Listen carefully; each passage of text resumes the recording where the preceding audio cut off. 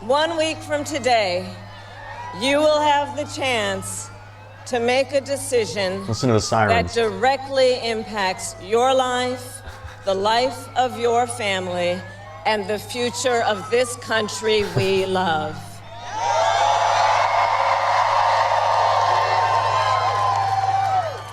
And it will probably be the most important vote you ever cast. And this election is more than just a choice between two parties and two different candidates. The sirens kept going.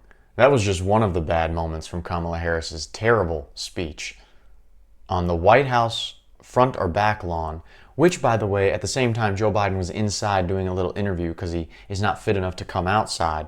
But we're going to see some of her desperation in this really bad speech on the White House lawn. Not only was there sirens going around, that made it sound terrible, but she had her typical Kamala desperation. It's Sean Daniel here. If you guys enjoy the videos, consider subscribing, and let's go. Intends to use the United States military against American citizens who simply disagree with him. People he calls, quote, the enemy from within. America, this is not a candidate for president who is thinking about how to make your life better. This is someone who is unstable, obsessed with revenge, consumed with grievance, and out for unchecked power. Donald Trump has spent a decade trying to keep the American people divided and afraid of each other. This is exactly what Steve Bannon, one of Trump's big strategists who just got out of federal prison, has been talking about. She switched her whole campaign from the campaign of joy and how great we care about migrants and we care about Americans to this dark, evil campaign of how bad Trump is, because she's not resonating. People see through her fakeness, so she has to just try to bring Trump down instead of building herself up. Politicians have got to stop treating immigration as an issue to scare up votes in an election, and instead treat it as the serious challenge that it is, that we must finally come together to solve. I will work with Democrats and Republicans to sign into law the border security bill that Donald Trump killed. When I was Attorney General of a border state, I saw the chaos and violence caused by transnational criminal organizations that I took on. And when I am president, we will quickly remove those who arrive here unlawfully, prosecute the cartels, and give Border Patrol the support they so desperately need. The same Border Patrol that did not want to endorse you? Nah, none of us believe that that's really what's going to go on. And it's just continual playbook. This is all she has to run on now, is just bring down Trump, bring down Trump. But people see through it. Person who stood at this very spot nearly 4 years ago and sent an armed mob to the United States Capitol to overturn the will of the people in a free and fair election. An election that he knew he lost. Americans died as a result of that attack. 140 law enforcement officers were injured because of that attack. And while Donald Trump sat in the White House, listen to the sirens still, as the violence unfolded on television, he was told by his staff that the mob wanted to kill his own vice president. And Donald Trump responded with 2 words: so what? What? America. That's just total lies, first of all. Second of all, if she wants to talk about elections, the Democrats just hired a huge election lawyer, Matt Elias, I think his name is.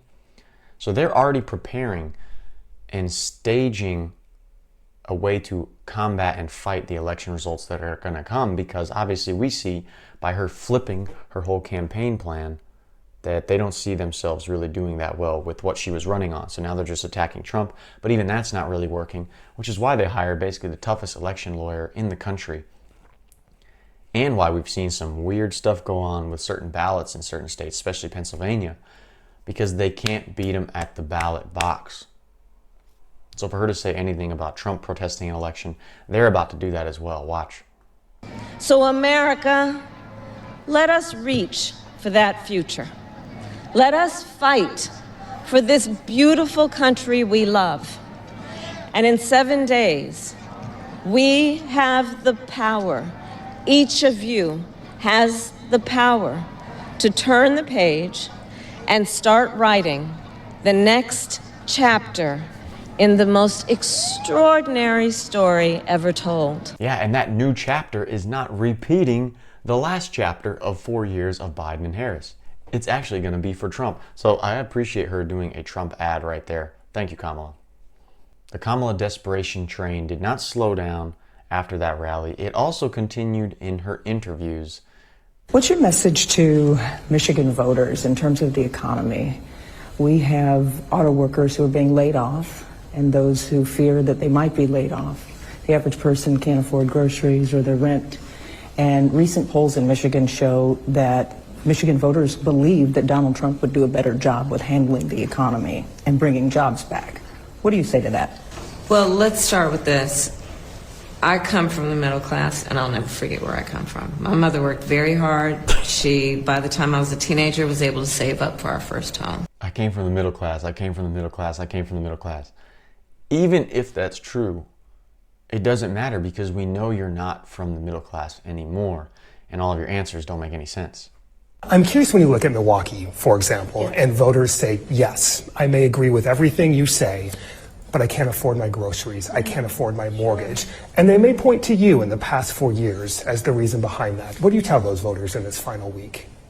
First of all, listen, price of groceries still too high. I get it. Which is why I have a plan that is about bringing down the cost of groceries, including going after corporate price gouging, which frankly is about some corporations, not all of them, but the bad actors jacking up prices. How does regulating companies and the prices they put on things going to do anything? That's just overseeing and stepping too far in to the bounds that you can as a government, telling what you can't charge in the free market. Also, we know that just doesn't work.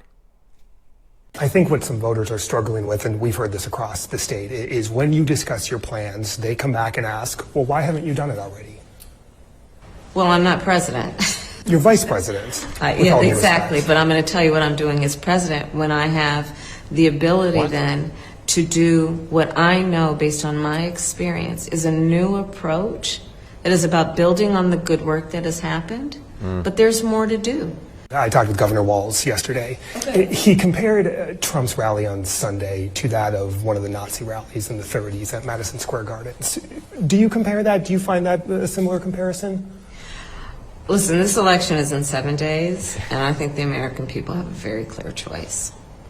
And on the one hand, you have Donald Trump, who is constantly fanning the flames of division and hate, who is trying to have the American people point their fingers at each other, or my leadership, which is founded on a lived and experience that the vast majority of us have more in common than what separates us. When actually she's the one fanning the flames of hate, because her whole campaign has changed, like we've talked about, from saying I'm the one that represents minorities, I'm the one that cares about the American people, I'm going to give you guys all these opportunities, opportunity economy, to now she's changed to Trump's a fascist, his supporters are fascists, Trump's terrible, he wants to attack and bring down people and prosecute his political enemies.